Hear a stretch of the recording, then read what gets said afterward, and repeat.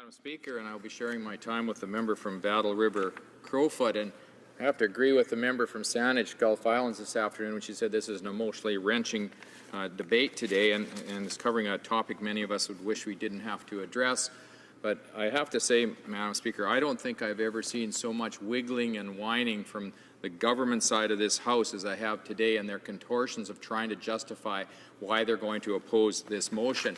And I have to say, I think they could do better than that. I just want to put on record what the motion is. We've probably read this numerous times before today, but we need to understand what it is we're talking about, so when the government starts to come back with their excuses, that people understand this is actually a simple choice. This isn't a complex question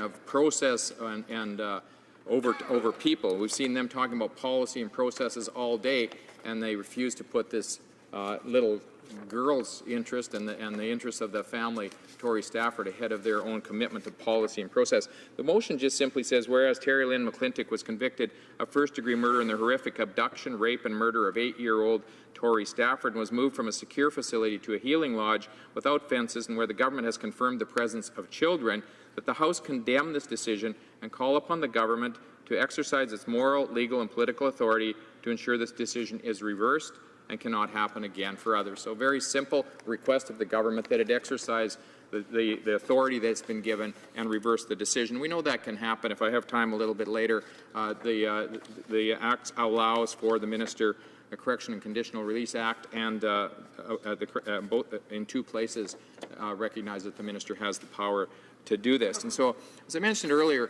this really has been a day of talking about, are we going to put people first here, or are we going to put policy and processes ahead of them?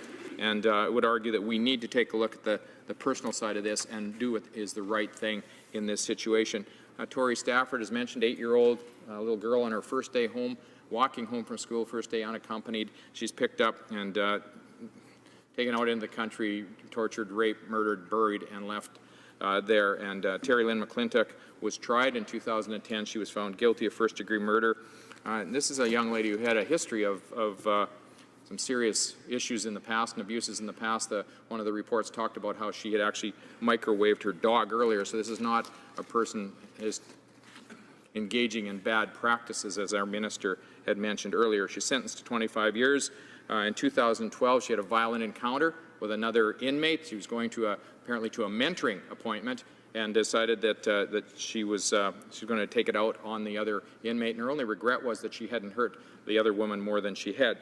And Corrections Canada has now transferred her from the Grand Valley Institute for Women. And we're being misled here all day today, Madam Speaker, by the Liberals' language, because they know that Grand Valley is a combination maximum and medium security prison. And they haven't talked about what part of that prison Ms. McClintic was in. And they moved her from a prison that is maximum and medium. If you look on the website for Corrections Canada, that's how it's defined. And they've moved her to one that they call medium to minimum security prison. And Okamaochi is in my riding. I've been there many times, and I can tell you I don't know what your definition of medium security prison is, but this prison has no walls around it, has no fences. It's just in the rolling hills southwest of Maple Creek, and certainly the things that most Canadians would think accompany a medium security prison are not present at Okamaochi Healing Lodge.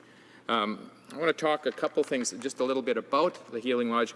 It's surprising that this person has gotten the privileged status of being able to be transferred to this Healing Lodge. It's been in my riding, been in operation for years, and the point is actually to help young women be reintegrated into society, to learn some of the skills that they need to do when they're going to go back into society.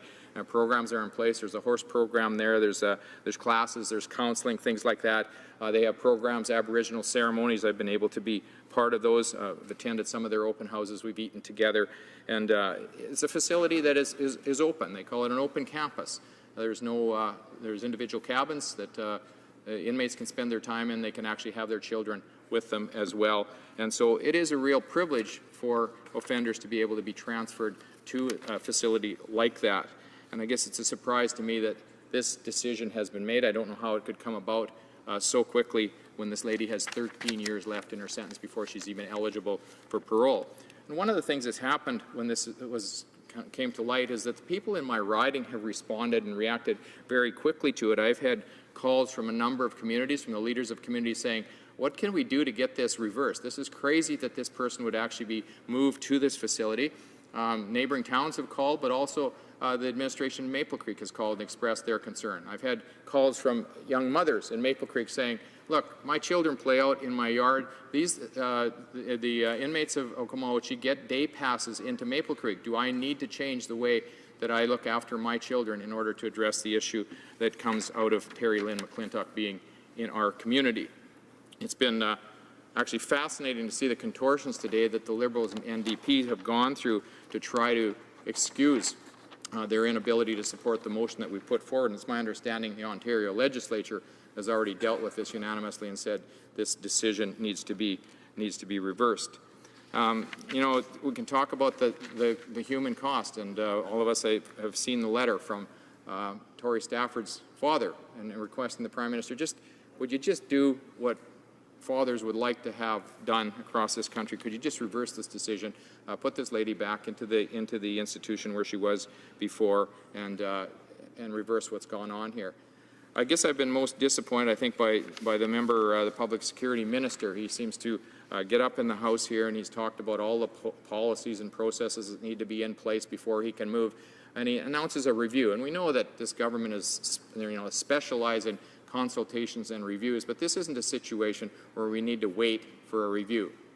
Canadians have been clear on this, and I think both the Liberals and NDP are finding out how far offside they are on this issue from Canadians, because every response that I've gotten has said, you have to be crazy if you think that you can leave this person in basically an unsupervised setting when she has the record that she's had and the activity in her life that she's had. We need to do something. We need to get this decision reversed. Again, we were here yesterday talking about putting a victim's rights, Bill of Rights into the military code. And as I spoke yesterday, the questions came up from the other side. It was all about the offenders. We need to find special ways of letting the offenders off and finding ways that they don't get treated the same. We have to, for small groups, we need to find a different way of sentencing them. And then today, when I'm listening earlier to the debate, the focus on the other side seems to be all on the offenders. It just is constant. There's very little thought about the victims. And I heard one of our Liberal colleagues this morning imply that to reverse this decision would be affect the Charter in some way. And he compared it actually to the fact, he said, that it would be similar to having the RCMP monitoring and harassing MPs, that somehow there's some parallel between this government taking its responsibility seriously and just saying we're going to reverse this decision and seeing this as some sort of great impact on every Canadian's lives. We need to have this decision reversed. We need to have it reversed as quickly as possible. It's time for the minister actually to step up. Those of us from Saskatchewan have been disappointed time and time again with the fact that he seems to fail to represent Saskatchewan's interest. He's the person who comes from Ottawa back to Saskatchewan and tells us what Ottawa has told him. But in this situation, it's time for him to really take some leadership for a change and then to step forward and say, look, as minister, as the person who's been given the responsibility for this, I need to make a decision. I need to reverse this decision. And I do want to talk a little bit about the authority that he has, because the other side has left the impression that they can't make this change. They couldn't just do the change. And we know that that it's very simple under Section 6.1 of the Corrections and Conditional Release Act that the minister has the authority to direct the Commissioner of Correction in all matters. That's just written clearly into the Act.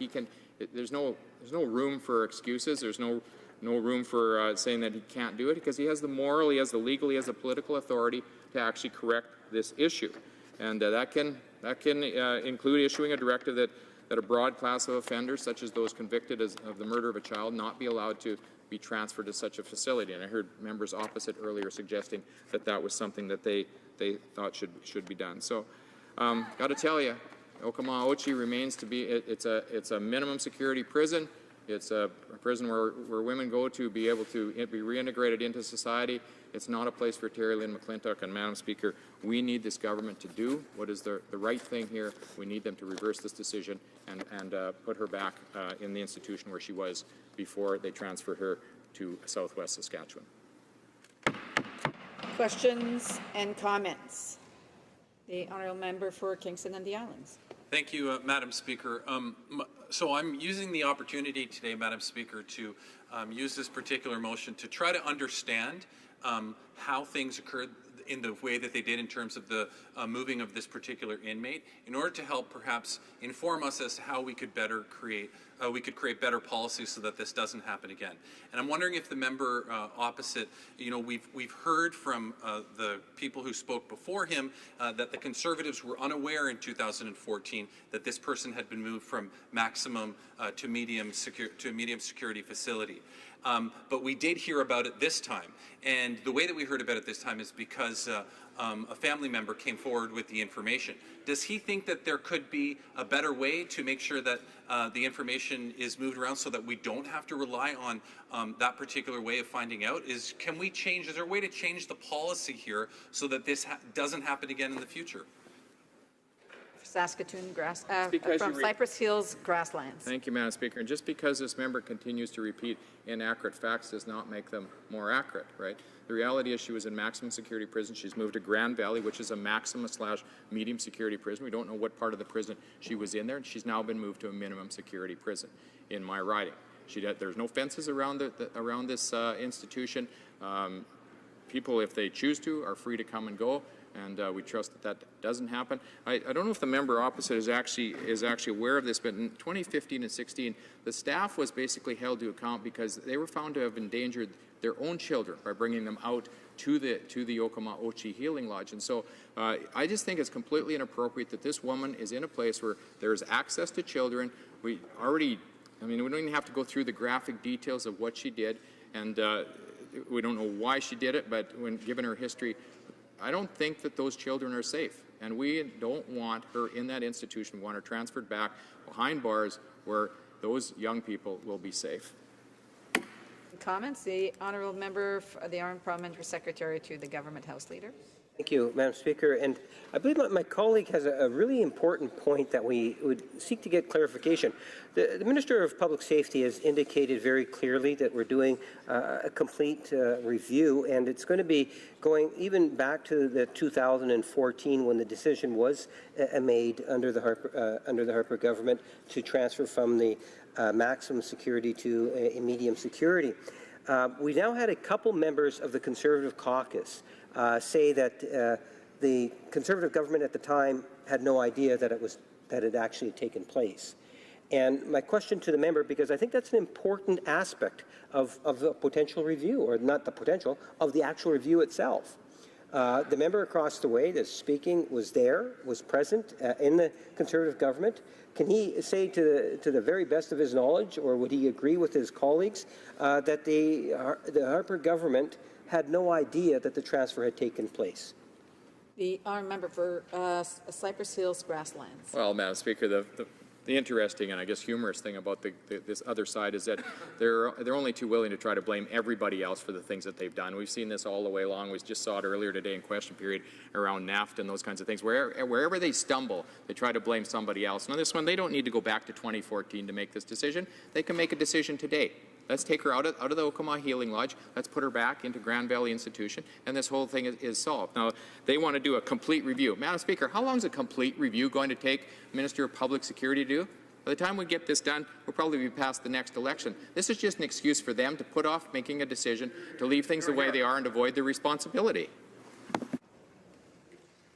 We have time for a very brief question. The Honourable Member for Winnipeg Centre. Thank you very much, Madam Speaker. I was just wondering if the member can tell us what his views are on a healing lodge. So is it appropriate to have healing lodges within our corrections system? Is it appropriate to be having that type of system within Canada? The Honourable Member for Cypress Hill Grasslands. I guess I can't comment on whether my colleague is here or not, Madam Speaker, but I did talk about this earlier. I'm not sure if he heard that or whatever when I mentioned that it's been in my riding, it's been operating for decades now. It's actually an institution that I've gone out to. I've gone out there, they've had open houses, we've done some ceremonies, different things together, there are programs in place. There's a horse program, there's programs in counseling, there's programs on teaching basic life skills and those kinds of things. And so I think it's an essential component for people to be able to reintegrate it into society, to be able to learn those kinds of things. But when somebody is 13 years away from qualifying for parole, it's probably not the right place for them.